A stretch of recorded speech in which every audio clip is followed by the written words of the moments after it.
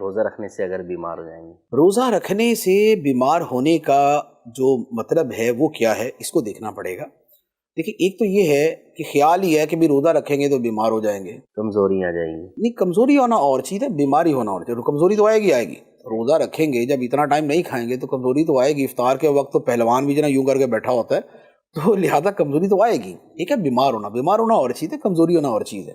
ہاں، کمزوری ناقابل برداشت کمزوری کہ بندہ گر ہی پڑے، جیسے کسی کی شوگر لو ہو جائے تو اب شوگر لو کے اندر آدمی بالکل مرنے کے قریب پہنچ جاتا ہے، گر جاتا ہے، اس کے ہاتھ پاؤں کپ کپانا شروع ہو جاتے ہیں، ہے یہ بھی کمزوری۔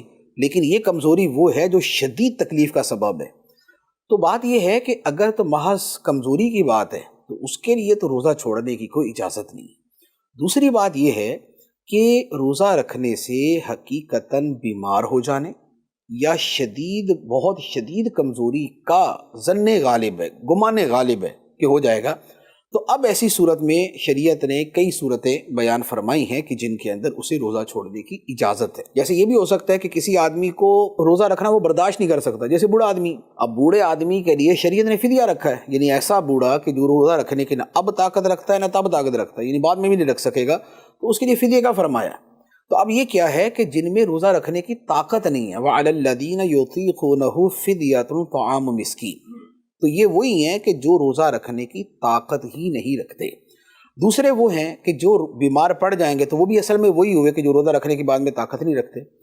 اچھا، اسی طرح کچھ بیماریاں وہ ہوتی ہیں کہ جن کے اندر مسلسل کوئی نہ کوئی ٹیبلٹ کھانی ہوتی ہے، جیسے مثال کے طور پہ جن کا یہ گردوں کا بہت زیادہ سینسیٹیو قسم کا پرابلم ہو، جیسے ٹرانسپلانٹ وغیرہ ہو، تو اب ان کا یہ ہوتا ہے کہ اس کے بعد ان کو ہر 6 گھنٹے بعد 8 گھنٹے بعد کوئی ٹیبلٹ کھانی ہے، ورنہ شدید ترین نقصان ہو جائے گا ان کا۔ تو اب وہ 8 گھنٹے سے زیادہ جو ہے نا وہ گزار ہی نہیں سکتے، تو لازمی بات ہے کہ ان کو معافی ہو جائے گی، ان کے لیے رخصت ہو جائے گی۔